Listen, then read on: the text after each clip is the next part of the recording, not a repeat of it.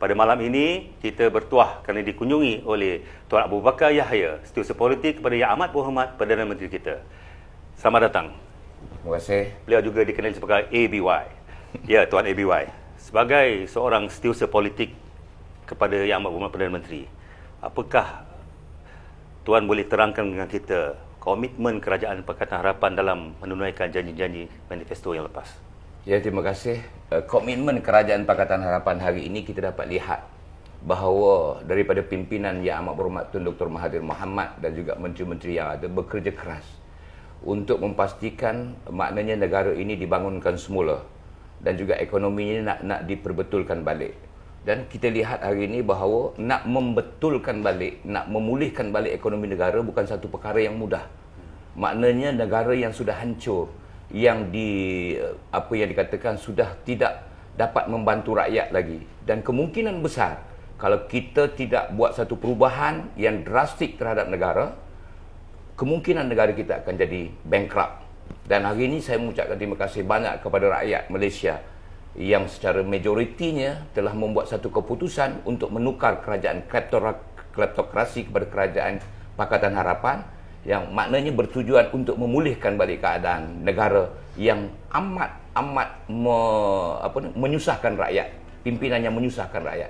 Oleh demikian kita boleh lihat bahawa hari ini pimpinan Tun Dr. Mahathir dan rakan-rakan pimpinan menteri-menteri yang ada bertungkus lumus untuk memulihkan balik semua kerosakan-kerosakan yang berlaku. Ya, kalau kita lihat apa yang diperkatakan, memanglah semua tak kena pembangkang yang bercakap. Tetapi dari segi rakyat yang silent, yang memerlukan bantuan daripada kerajaan yang ada, mereka faham bahawa kerajaan hari ini bersusah payah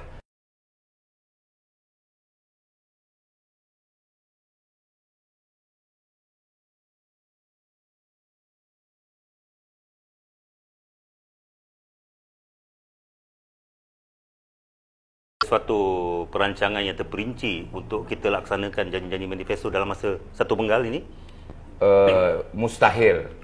Dulu kita anggarkan kerosakan itu agak sedikit, tetapi bila kita dah ambil kerajaan, kita dapat lihat bahawa banyak kerosakan-kerosakan yang berlaku.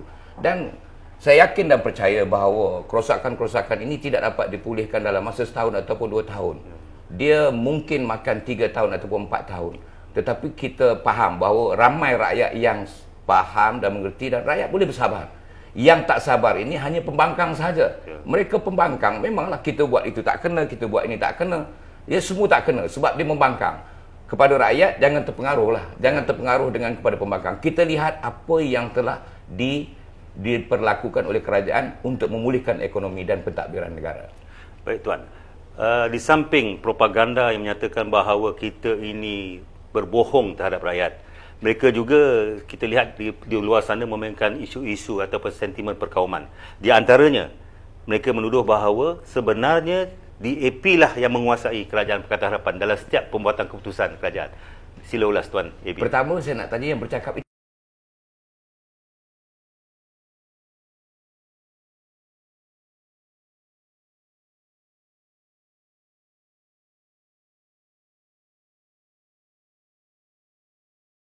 monopoli oleh DAP. Tunjukkan apa yang DAP monopoli. Setahu saya, baru-baru ini jelas kita lihat bahawa Lee Kuan Yew kata apa juga keputusan yang nak dibuat dalam Menteri Kewangan, dalam Kementerian Kewangan, mesti merujuk kepada Perdana Menteri dahulu. Dan takkan kita tak tahu Perdana Menteri yang penuh pengalaman, yang sebelum ini pernah 22 tahun mentadbir negara, dan sekarang ini diberi kepercayaan oleh rakyat, dia memimpin semula negara, dan saya yakin dan percaya beliau boleh memimpin dan memulihkan keadaan ekonomi negara dengan baik. Yang penting, menteri mesti ikut apa yang diputuskan dalam mesyuarat. Dan mesyuarat kabinet. Mesyuarat kabinet itu. Jadi maknanya, nak dituduh berbagai-bagai tomahan yang you kata tadi, tomahan apa yang kita nak cakap? Ada tomahan kata Tun sebagai Perdana Menteri yang yang mana yang dikatakan kejam lah, detektor lah. Ini semua siapa yang bercakap? Siapa yang bercakap? Tak ada pun menteri yang bercakap detektor. Dan kita lihat pada pembentangan belanjawan, banyak peruntukan itu melebihi pula kepada orang-orang yang Melayu Islam. Iya, itu pasal kita kena faham.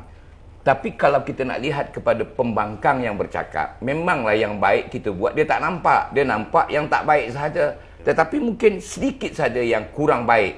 Tetapi yang baik banyak ni kenapa tak diperkatakan? Kenapa tak diperhebatkan? Kerana apa? Kerana mereka membangkang. Mereka mempunyai cita-cita untuk merampas semula kerajaan. Tapi tak apalah, tunggulah 5 tahun. Bukan setahun, bukan 2 tahun. Tunggu 5 tahun. Kita 5 tahun ada sekali pilihan raya. Okey, masa itu kita ajak rakyat membuat keputusan. Dan rakyat boleh menilai. Pembangkang janganlah terlalu sangat menghentam kerajaan yang ada. Kerana kepentingan mereka. Mereka buat ni hanya untuk kepentingan mereka. Bukan kepentingan rakyat dan negara. Ni rakyat kena faham. Baik, Tuan ABY. Nama glamour tu. Okey, tentang Tanjung Piai ini. Pakatan Harapan menampilkan seorang calon, seorang imam, seorang arkitek, seorang yang berpengetahuan agama. Apakah ini kita meletakkan sesuatu yang kita cuba menafikan bahawa hak orang bukan Islam sebagai pengundi? Cuba terangkan konsep rahmatan lil alamin itu sendiri di dalam kerajaan Pakatan Harapan. Bagi saya sebagai seorang pendukung parti, bila kita letak keputusan pucuk pimpinan meletakkan sesuatu calon itu, mesti dia dah kaji baik buruknya. Betul tak? Tetapi bagi kita rakyat hanya mendukung parti, sebagai ahli parti mendukung parti. Siapa pucuk pimpinan letak sebagai calon, kita kena sokong. Soal imam ke apa ke, itu hak dia, itu hak rakyat untuk milih dia. Bagi saya, jangan ceritalah siapa pun. Kalau kita katalah letak Haji Karmain di sini, yang tak menyokong, yang tak sesuai dengan Haji Karmain, mesti kata tak bagus. Kata siapa yang bagus? Letak saya. Yang musuh dengan saya, mesti kata saya tak bagus. Tapi sampai habis, kita takkan dapat satu. Jadi keputusan pucuk pimpinan itu perlu kita terima dengan baik, dan tugas kita sebagai ahli parti, kita pastikan calon ini menang dalam pilihan raya. Pertama, saya nak bagi tahu, saya merayu kepada pengundi-pengundi yang ada di Tanjung Piai ini. Tidak ada siapa yang boleh menyelamatkan ekonomi dan juga pembangunan yang ada di Tanjung Piai ini melainkan pengundi-pengundi di Tanjung Piai. Saya berharap supaya pastikan bahawa pengundi keluar pada 16 hari bulan ini. Untuk keluar mengundi beramai-ramai, undilah calon Pakatan Harapan. Kenapa? Kerana calon Pakatan Harapan ini adalah calon yang diwakili oleh kerajaan pusat dan juga kerajaan negeri. Jangan buat pilihan yang mendengar batu api ataupun fitnah-fitnah daripada pembangkang yang tidak boleh berbuat apa-apa terhadap rakyat di Tanjung Piai ini. Itu yang saya harapkan. Jangan besok kalau kita, mana calon ini tak dapat diangkat sebagai wakil rakyat, jangan salahkan kerajaan pusat, jangan salahkan kerajaan negeri. Salahkan pengundi di sini. Okey, di dalam PRK ini, kita melihat bahawa peletakan calon Tuan Haji Karmain ini untuk menggantikan Allahyarham Dr. Farid merupakan seorang wakil rakyat yang telah banyak merancang, dan kita nakkan kesinambungan itu. Bagaimana Tuan melihat peranan yang bakal dimainkan oleh Tuan Haji Karmain? Itu saya katakan daripada awal bahawa jangan risau kepada rakyat atau pengundi di Tanjung Piai ni, jangan risau kepada bajet lebih kurang 14 juta yang diturunkan oleh arwah ini. Dapat diteruskan, akan diteruskan. Yang pentingnya penambahan daripada bajet-bajet tersebut dapat dilakukan. Yang penting Haji Karmain, saya rasa dia tak boleh berbuat apa-apa. Yang penting dia boleh mencadangkan sebagai wakil rakyat, dia boleh mencadangkan kepada kerajaan negeri dan juga mencadangkan kepada kerajaan pusat. Yang nak melaksanakan ialah kerajaan negeri dan kerajaan pusat. Oleh yang demikian, itu pasal saya kata, legasi yang dibuat oleh arwah ini perlu diteruskan. Banyak kebaikan untuk rakyat Tanjung Piai. Dan saya yakin dan percaya ahli parlimen yang menang nanti akan membawa agenda-agenda ini untuk diteruskan. Dan mungkin akan melakukan penambahan-penambahan yang baik untuk rakyat Tanjung Piai. Itu pasal saya kata, yang pentingnya sekarang rakyat Tanjung Piai perlu bijak memilih siapa wakil mereka dalam pilihan raya kecil ini. Bukan itu saja, saya nak minta pandangan Tuan, bahawa kemenangan atau kekalahan pada PRK ini sebenarnya tidak membawa apa-apa perubahan. Tetapi kita perlu ingatkan, kalau kita lihat sebelum penamaan calon, UMNO dan MCA berebut kursi. Saya dengar-dengar bisik-bisik dari orang-orang UMNO sendiri bahawa mereka mengatakan lebih baik mereka tidak memberi undi kepada Wee Jack Seng kerana mereka mempunyai sebab untuk mendapatkan semula kerusi Tanjung Piai pada PRU 15 esok. Saya rasa ini satu benda yang boleh membuatkan suatu keputusan yang drastik iaitu tidak memberikan undi kepada Wee Jack Seng supaya Wee Jack Seng tidak boleh menuntut ataupun MCA tidak boleh menuntut kerusi Tanjung Piai pada PRU15. Bagaimana pandangan? Pada saya, yang saya lihat hari ini, orang Melayu khususnya di Tanjung Piai, di peringkat awal orang Melayu Tanjung Piai merayu kepada pucuk pimpinan parti UMNO, betul? Untuk mendapatkan calon UMNO sebagai wakil daripada UMNO sebagai calon dalam pilihan PRK Tanjung Piai. Tetapi yang menjadi unik saya melihat, Presiden UMNO, pengerusi Barisan Nasional, di peringkat awal nak mengumumkan calon, dia kata saya tak dapat nak umumkan calon kerana saya diminta jangan umumkan calon. Ini pemimpin macam mana? Dalam Barisan Nasional, majoriti UMNO.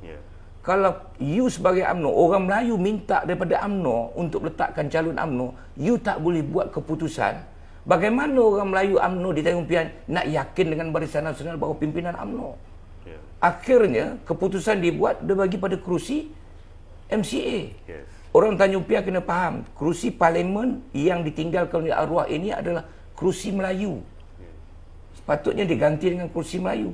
Tetapi Pakatan Harapan lebih bijak meletakkan calon Melayu. So, kenapa tidak orang-orang Melayu di Tanjung Piai mengundi calon Pakatan Harapan, wakil daripada orang Melayu, yang tidak dapat ditunaikan oleh UMNO? Itu saya kata, saya yakin dan percaya, pengundi di Tanjung Piai bijak dan tahu membuat keputusan. Baik, tuan-tuan dan puan-puan, kita dapati beberapa fakta atau beberapa poin-poin penting yang telah diutarakan oleh Tuan Abu Bakar Yahya. Kami berharap di sini bahawa pengundi-pengundi Tanjung Piai pada 16 hari bulan November nanti dapat membuat keputusan yang bijak, rasional dan menepati selera ataupun menepati kepentingan penduduk Tanjung Piai seluruhnya. Terima kasih saya ucapkan kepada Tuan Abu Bakar Yahya, Setiausaha Politik kepada Yang Amat Berhormat Perdana Menteri kerana sudi datang pada malam ini.